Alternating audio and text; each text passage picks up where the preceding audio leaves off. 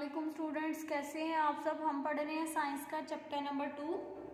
Last lecture में हमने ये स्टार्ट किया हुआ था बेसिस ऑफ हेरिडिटी। तो उसमें अब आज हम पढ़ते हैं Watson and Crick model of DNA कि डीएनए का जो वाटसन और क्रिक ने जो मॉडल दिया था वो क्या है।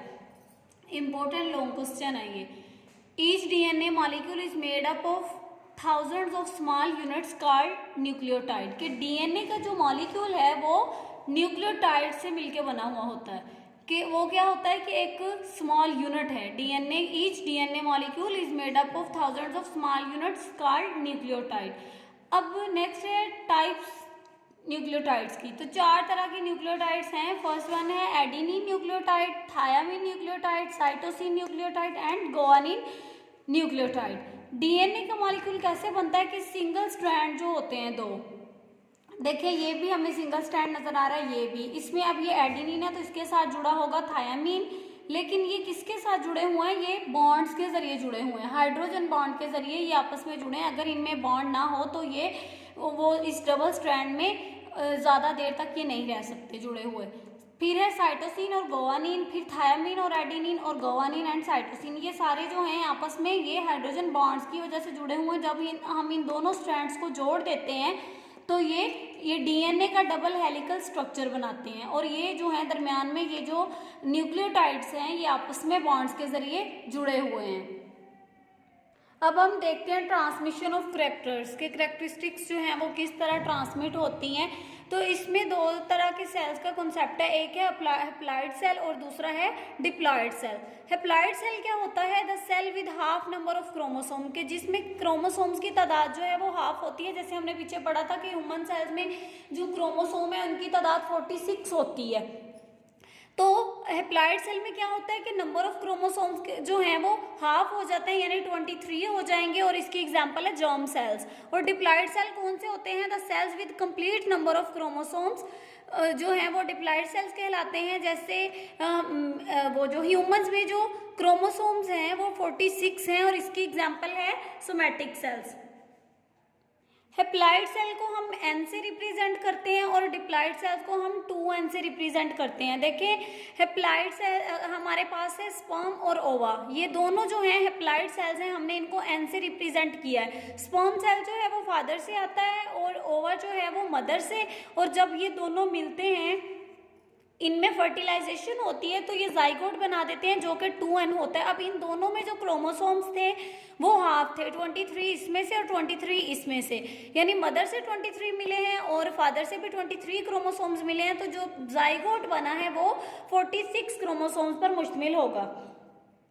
बुक से अगर हम इसकी रीडिंग करें तो ये है कि when an organism form gametes यानी स्पर्म और एग्स बनाता है मियोसिस के जरिए, तो जो नंबर ऑफ क्रोमोसोम्स हैं गैमेट्स में वो रिड्यूस टू हाफ हो जाते हैं, यानी हैप्लॉइड होता है। हैप्लॉइड स्पर्म और eggs are produced. It means hereditary material यानी जो डीएनए है ये भी हाफ हो गया है, reduce to half in the gametes. जब मेल और फीमेल ऑर्गेनिजम्स जो हैं आपस में मिलते हैं तो जो हैप्लॉइड स्पर्म सेल है from the male and haploid egg जो है वो female fuse with each other, then they form a diploid cell जिसको हम जाइगोट कहते हैं। इस तरह हेरिडिटरी मटेरियल जो है वो स्टोर हो जाता है उस जाइगोट में और फिर फिजिकल एंड फंक्शनल यूनिट्स जो हैं जितने भी करैक्टर्स हैं वो जीन पेयर्स जो हैं वो ट्रांसफर हो जाते हैं जाइगोट में, यानी स्पर्म और ओवा से। फादर और मदर की जो करैक्टरिस्टिक्स हैं वो फिर उनके ऑफस्प्रिंग में वो जो जाइगोट बनता है उसमें ट्रांसफर हो जाती हैं। Zygote after passing through various changes develop into a full organism with specific characteristics from both parents.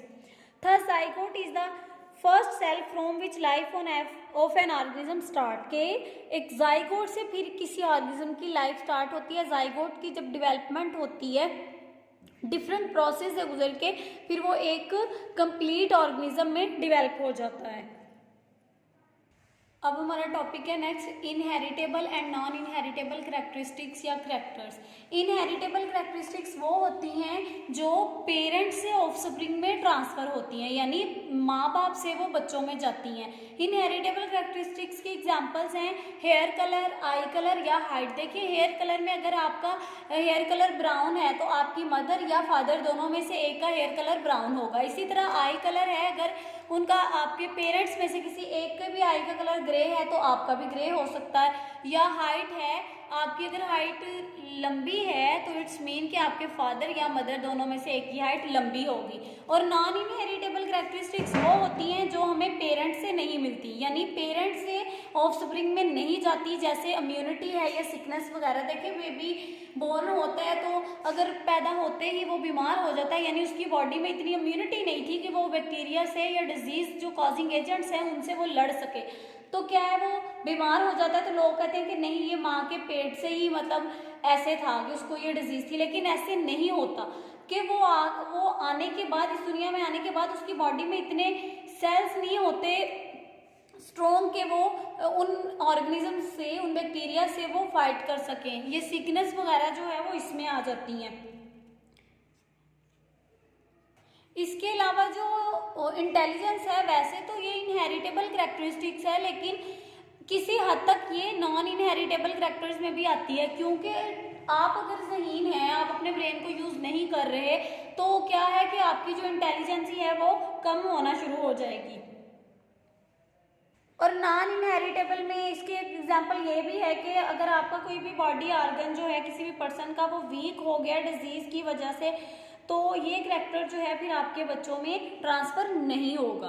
तो ये भी नॉन इनहेरिटेबल करैक्टरिस्टिक्स में आता है।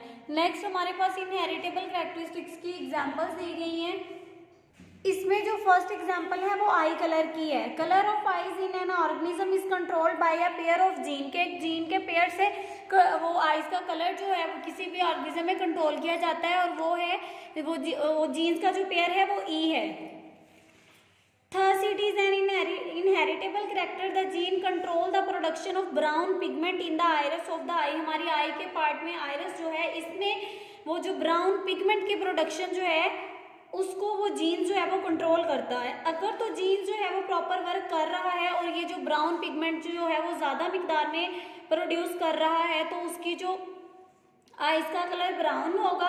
अदरवाइज अगर ब्राउन पिगमेंट की जो प्रोडक्शन है वो कम है तो आइस का कलर ब्लैक होगा। इसके अलावा भी हमारी आइस के कलर हो सकते हैं, जैसे blue, green and hazel I colour जो हैं, ये जो है वो ग्रीन पिगमेंट की वजह से होता है। ये तो था ना ब्राउन और ब्लैक, तो ब्राउन पिगमेंट की वजह से। अगर तो ग्रीन पिगमेंट की प्रोडक्शन ज़्यादा है, ये जो एरो ऊपर साइड पे है ये मोर कंसंट्रेशन या मोर प्रोडक्शन को शो कर रहे हैं जीन की, तो आइस का कलर ग्रीन होगा। अगर उस पिगमेंट की जो प्रोडक्शन है वो इंटरमीडिएट है यानी मॉडरेट है, तो आइस का कलर हेजल होगा। और अगर ग्रीन पिगमेंट की प्रोडक्शन जो है वो कम मिकदार में होगी तो आइस का कलर ब्लू होगा। इसी तरह सेकंड एग्जांपल आती है एयर लोब्स की।